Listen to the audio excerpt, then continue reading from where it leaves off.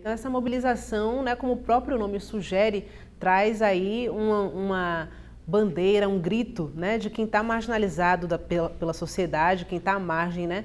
Qual é a representatividade desse movimento e como ele surgiu?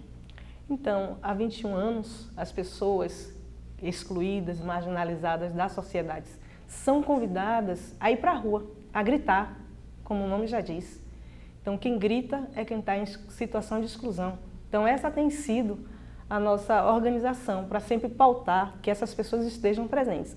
Além das pessoas excluídas, marginalizadas, os lutadores, as lutadoras do povo também estão lá. Por isso, os movimentos, os organismos presentes nessa organização. Além da Caritas, tem muitas entidades, né, envolvidas. Quais são esses grupos? Então, nós temos pastorais, movimentos, sindicatos presentes. Nós temos Pastoral da Juventude, tem uma ação social arquidiocesana, Jubileu Brasil, Juventude do Meio Popular, Levante Popular da Juventude, o Sindai, dentre tantos outros. E fazer um protesto desse, uma mobilização no Dia da Independência do Brasil, traz uma reflexão que eu queria jogar para você, né? Realmente a gente pode ser considerado um país independente? Essa discussão tem sido constante. Todo ano ela aparece, na verdade, Luana, porque algumas pessoas propõem, por que 7? Por que não fazer em outro dia? Será que não surtiria mais efeito? Ora, essa data é muito marcante para nós, povo brasileiro, né? Então, quando a gente vem para a rua no dia 7, no pleno dia de independência, a gente está lá para dizer que ainda nós não somos totalmente. Ainda estamos presos a situações que não dizem que somos livres. Então, quando a gente tem os direitos básicos ainda não plenamente garantidos e efetivados, estamos ainda presos, não estamos livres. Então, quando a gente não tem educação de qualidade, saúde, lazer, segurança, moradia, terra para plantar e comer, então a gente não é totalmente livre. Então, a gente tem que ir para a rua para dizer, opa, precisamos disso.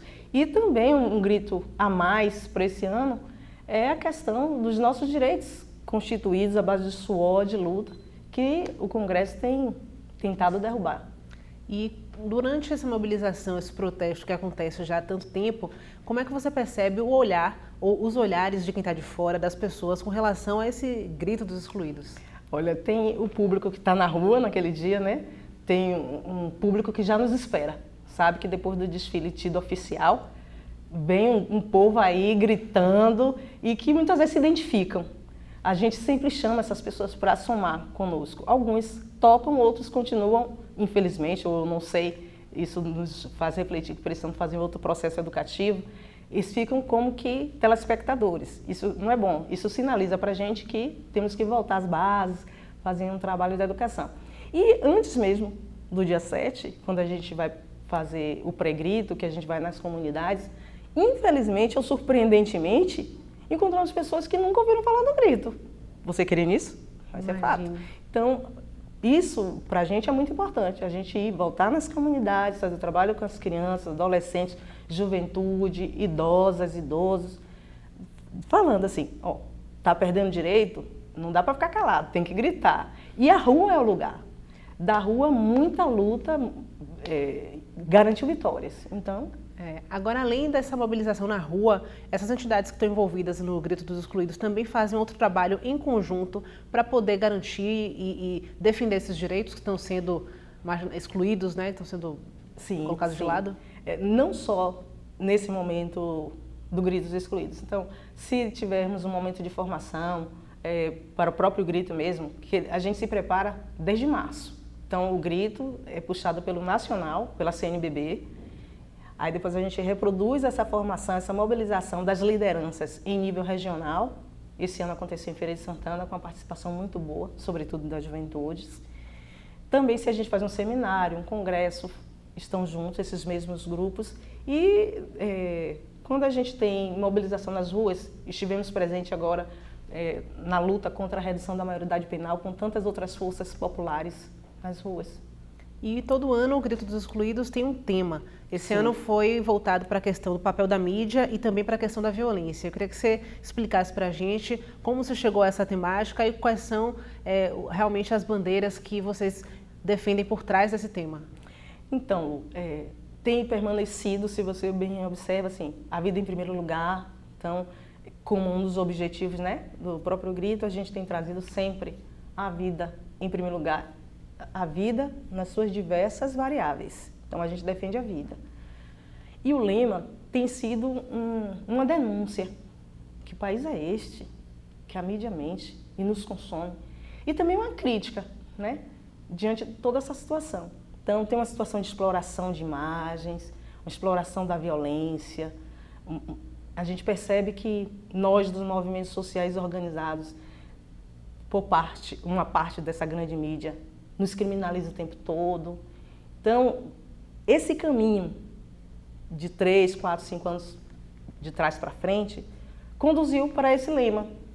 Então, toda essa situação vivida de programas sensacionalistas, um congresso que não ajuda a gente a ter vida plena, que nega nossos direitos, que tenta exterminar a juventude a todo custo. Então, toda essa onda de negação mesmo de direitos, de garantia de direitos, fez com que se chegasse a esse tema. Então, a equipe do Nacional, ouvindo diversos gritos, né? Porque esse processo ele não para, não é que chegou no 7 de setembro, a discussão está encerrada, na verdade, por detrás, continua os grupos se organizando e pautando as ações que acontecem dentro dos estados, daí nascem os temas. Então, denota que a gente nunca dorme, né? A gente está sempre acordado, a gente está sempre antenado com os problemas sociais do nosso país. Você falou também sobre a questão de uma exploração sensacionalista, né, de alguns veículos de imprensa, né? E isso acaba também refletindo no jovem das comunidades mais carentes, né, dos lugares mais periféricos, né? E que acabam se vendo apenas dessa forma sendo explorados, né? Com imagem negativa. Então isso é importante também sinalizar, né? Isso. A gente acredita que mais do que nunca a gente vai trazer para as ruas, porque a rua grita, então a gente vai trazer para a rua tudo isso que tem acontecido, né? Essa forma que o jovem é mostrado. E tão negativa, como se o jovem não fosse protagonista de sua própria vida, como se ele não tivesse valor, como se a sua vida fosse nada. Então, se essa grande mídia que usa essas imagens negativas de morte, de sangue, de violências diversas, que não é só praticada por jovens, muitas vezes ele é mais vítima, se ela se preocupar em mostrar tantas coisas boas que acontecem o ano inteiro, a gente costuma até brincar, Lu, me permita, só mostra ações bonitas dos jovens 2 vezes ao ano, na Páscoa e no Natal. Quem dera que todas essas coisas bonitas que as nossas juventudes praticam, exercem dentro da sociedade, dentro das suas comunidades, pudesse ser mostrado o ano inteiro. Então, eu acredito que até seria uma forma da gente diminuir a violência. Mas, infelizmente, essas imagens têm sido usadas contra o jovem e têm levado cada vez mais elas a serem exterminadas, para não dizer um genocídio. Com certeza. Por falar nessa questão de mobilização, a gente tem assistido, né, nos últimos tempos uma tendência, né, do brasileiro a ir mais às ruas por motivos diversos, em segmentos políticos diversos, né? Eu queria que você avaliasse aqui de que forma essas mobilizações têm surtido efeito, como é que você vê esse movimento social aí ressurgindo? Para a gente que é de movimento social, a gente entende que a rua ela é perfeita para a gente clamar por democracia. Então, tudo que a gente alcançou até agora foi fruto da rua. A rua, ela é super aberta, acolhe a todos e todas. Então, não importa de onde vem o grito, né? É necessário ir para a rua mesmo. Outrora, a gente foi na inocência, outrora, a gente foi com inexperiência. Acredito que hoje a gente é mais amadurecido. Então, quando a gente vê diversos gritos surgindo para a rua, isso para a gente é sinal de esperança. Porque o Grito dos Excluídos, um dos seus objetivos é esse, levar para a rua a esperança. Acredito que esses diversos grupos, com suas diversas temáticas, possa construir um Brasil melhor. Um Brasil que a gente espera que seja bom para todo mundo, não para uma minoria, para um pequeno grupo que pisa sobre os outros. Mas a gente quer falar que a rua clame por justiça. Então, a gente acredita que esses grupos vão para lá para pedir justiça, para que o Brasil seja um Brasil melhor e uma sociedade do bem viver. Não assim, disputa de classe, não é isso. Vá para a rua mesmo, leve sua bandeira de luta, seja ela qual for. Se começa assim, né? Então, a gente vê com bons olhos A rua é lugar de todos e todas. Realmente é democrático. E por falar em democracia, em luta social, você representa a Caritas, né? A Caritas Regional Nordeste 3, que desenvolve um trabalho social muito forte. Eu queria que você falasse um pouco sobre essas ações que são realizadas na Caritas. Então, a Caritas, ela tem vários eixos. Ela é um organismo da CNBB, nasceu com o nosso querido profeta Dom Helder, né? Então é dele que a gente bebe essa inspiração profética, claro, à luz do Evangelho. E a gente, pautado nos princípios evangélicos, a gente dialoga com diversos credos, a gente acolhe as diversidades e a gente trabalha na convivência com o semiárido, a mobilização popular, a garantia e luta pelos direitos, né? O controle social, a gente trabalha com a juventude, com as mulheres, crianças e adolescentes, na Bahia e em Sergipe. Só para finalizar esse nosso bate-papo, eu queria que você fizesse um convite a quem tiver interesse em participar da Caritas Regional Nordeste 3, como é que deve fazer, como é que procura para se engajar nessa luta de vocês? Então, a gente tem alguns canais de comunicação, né? A gente tem um site, né? www.caritas.org.br www.caritas.org.br para todo mundo saber direitinho acessar. Até parece que todo mundo é de lá.